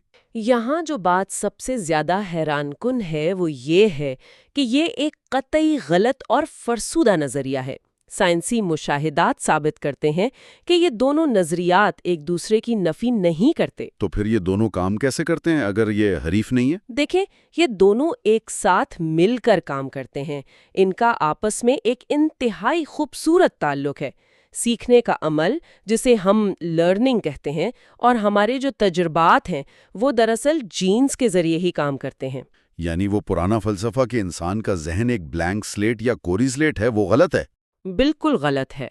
जहन कोई कोरी स्लेट नहीं है जिस पर तजर्बा अपनी मर्जी की तहरीर लिख दे, और दूसरी तरफ जीन्स भी कोई पत्थर पर लकीर नहीं है कि जो लिख दिया गया वो बदलेगा नहीं। इस पर सोर्स मटेरियल में एक बहुत जबरदस्त मिसाल दी गई है, वो लोरेंजस के हंस के बच्चों वाले तजुर्बे की। जी, इम्प्रिंटिंग वाली मिसाल, वो बहुत क्लासिक है। हाँ, लोरेंस से दिखा था कि हंस के बच्चे अंडे से निकलते ही जिस पहली मुतहरिक चीज को देखते हैं उसे अपनी मां समझ लेते हैं। तो उसने सोचा कि ये 100% पैदाइशी और जिनियाती है। लेकिन बाद में तहकीक ने साबित किया कि अगरचे उन जानवरों में इम्प्रिंटिंग की जीनियाती बुनियाद मौजूद है, मगर उस जीनियाती सलाहियत को बेदार होने के लिए माहौल के मुहर्रिक की ज़रूरत होती है। एनवायरमेंटल स्टिमुलस के बगैर वो जीन्स खामोश रहते हैं। तो इस सब का असल मतलब क्या है? अगर मैं इसको रोजमर्रा जिंदगी से जोड़ूं, तो क्या माहौल एक तरह के स्विच का काम करता है जो हमारे जीन्स को ऑन या ऑफ करा रहा होता है? आपने बिल्कुल सही लफ्ज़ इस्तेमाल किया है, और इसी अमल को बायोलॉजी में जीन एक्सप्रेशन कहा जाता है। जीन्स कोई जेल की सलाखें या कोई हतमी फैसला नहीं है जो इंसान को कैद कर लें। तो फिर वो क्या है? वो दरअसल माहौल के रद्द अमल में खुद को तब्दील करते हैं। हमारे जो रोज़मर्रा के तजुर्बात हैं वो हमारे जीन्स के काम करने के अंदाज को बदल सकते हैं। ये तो एक बहुत ही मुतहरक किस्म का निज़ाम हो गया। और इसीलिए माहिर नफ्सियात थॉमस बोचार्ड का एक बहुत मशहूर हवाला है जो इस किताब में भी है कि इंसान कोई साकिन चीज़ नहीं है। हम मुतहर्रिक जानदार हैं जो अपने सकाफती माहौल और विरासत में मिलने वाले जिनियाती असरात के बाहमी तामल से ढलते हैं। मतलब हम जो कल्चर बनाते हैं वो कल्चर वापस आकर हमारी बायोलॉजी को मुतासिर करता है। जी, सकाफत और हयातियात का ये पेचीदा खेल ही इंसानी तरक्की को आगे बढ़ाता है। ये दोनों एक दूसरे को फीड करते हैं। तो फिर अगर हम इस तमाम मालूमात को एक जगह समेटें اور اس کتاب کے سب سے بڑے اور حتمی نظریے کی طرف آئیں تو وہ بحث جو 100 سال سے چل رہی تھی اس کا کیا بنا؟ وہ پرانی بحث اب مکمل طور پر ختم ہو چکی ہے۔ مصنف اس ایپیلاگ میں ایک بہت ہی حتمی اور واضح اعلان کرتا ہے۔ جی، وہ جو جملہ اس نے لکھا ہے کہ نیچر ورسز نرچر از ڈیڈ۔ بالکل، نیچر ورسز نرچر از ڈیڈ، لانگ لیو نیچر وایا نرچر، یعنی فطرت بمقابلہ تربیت کا نظریہ مر چکا ہے، فطرت بذریعہ تربیت زندہ باد۔ کیا کمال کا نظریہ ہے! ہماری فطرت ہمارے ماحول کے ذریعے ہی پروان چڑھتی ہے، لیکن جب ہم یہ مان لیتے ہیں کہ جینز اور ماحول اتنا جڑے ہوئے ہیں تو ایک اور بہت بڑا سوال ذہن میں آتا ہے، وہ فری ول یعنی خود مختاری کا سوال۔ ہاں، یہ لوگوں کو بہت پریشان کرتا ہے کہ اگر جینز کا کردار ہے تو کیا ہماری اپنی کوئی مرضی نہیں ہے؟ تو کیا ہم واقعی اپنے جینز کے کنٹرول میں ہیں؟ ایسا ہرگز نہیں ہے، اور یہیں پر سرکولر کازیلٹی کا تصور آتا ہے۔ انسانی دماغ میں جینز اور تجربات ایک دوسرے کو مسلسل متاثر کرتے ہیں، ایک گول چکر کی طرح۔ یعنی جینز ماحول کو سن رہے ہیں اور ماحول جینز کو ہدایت دے رہا ہے۔ دی بالکل قائم رہتی ہے۔ جینز انسان کو محدود نہیں کرتے، بلکہ وہ انسان کو قابل بناتے ہیں، وہ انیبلرز کے طور پر کام کرتے ہیں۔ یہ تو بہت ہی زبردست بات ہے۔